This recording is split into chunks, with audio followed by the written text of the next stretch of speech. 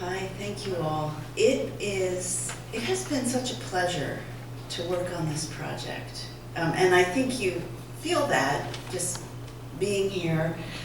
And I was especially honored to be able to meet Rose Plozner, who comes from Bellefonte, as do I.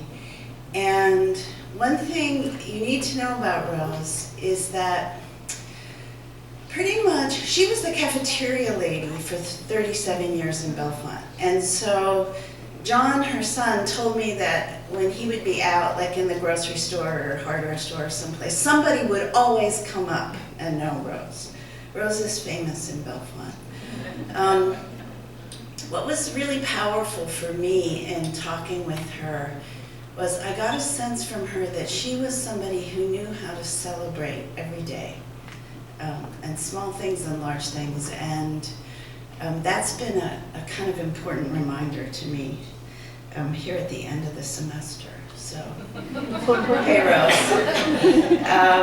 And I want to thank too, I dealt, as one of the writers in this project, I dealt a lot with Nicole, so I want to thank her for organizing, and Elisa, and Katie, and Liz, Rose's granddaughter back there, who actually met with me when I met with Rose, and John, Rose's son, and also Linda, who I didn't realize, Rose's daughter-in-law worked out at the gym with me in Brookline. So, small town. And also I want to thank my husband, Philip Ruth, who did a little bit, he's a public historian, and he helped me out a little bit. He looked up some census records and ship records.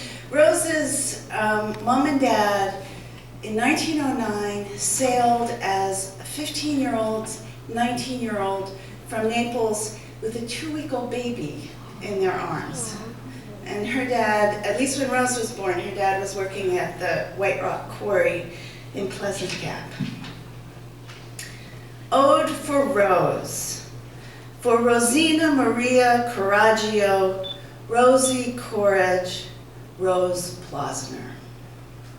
Rosie, born at home on a hunky hill, among yards of chickens, gardens, arbors for wine.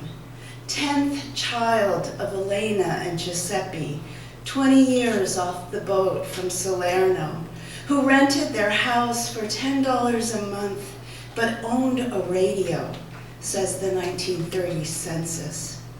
Neighbors to Alterios, Penlios, Pighettis, Tenalios, and John Willikin, a black man Rose still knows by name. Rosina became Rose. Angelo became Rusty. Vito became Dewey. Carmela became Caroline, became Coxie. Nunziad became Nancy. Even Giuseppe became Joseph, who opened Joe's Sandwich Shop on West High Street in Bellefonte, next to the old Bonfatos. Rose lived upstairs and worked in the restaurant until they sold out. Frances Plozner delivered fruit from the Baltimore docks and also brought bottles of wine for Joe. So, only a matter of time till the wedding at St. John's. Sister Nancy as maid of honor, Toby Plozner as best man. The wedding party had to go back to Joe's restaurant. Frances and Rose built a home on West Beaver with a garage, patio, green shutters, and a P on the aluminum screen door. They grew tomatoes, peppers, eggplant, peppers, zucchini, peppers, watering it all with rain they saved in a barrel. Rose soaked peppers in oil for sandwiches, or to eat plain on bread. They were that good. Once, Rose ate a pepper so hot her water broke, and Susie was born.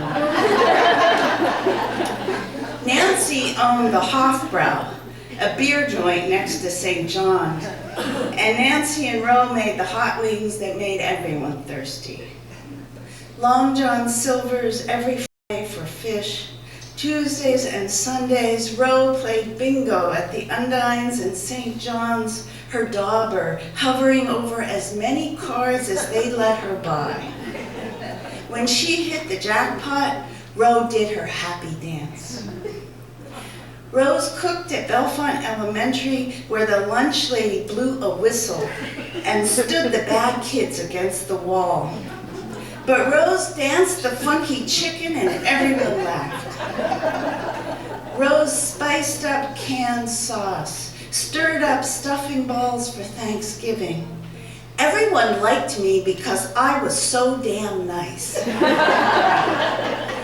37 years in that place. When Rose retired at 80, they asked her to stay. They knew they had a workhorse.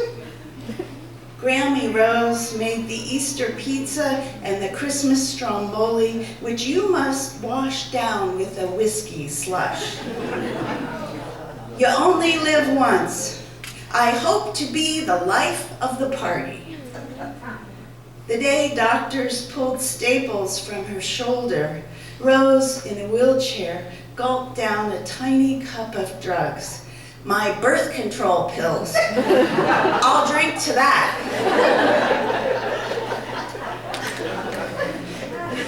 Rose, snow is finally melted in Bellefonte. The maples in Allegheny have opened their tiny red buds.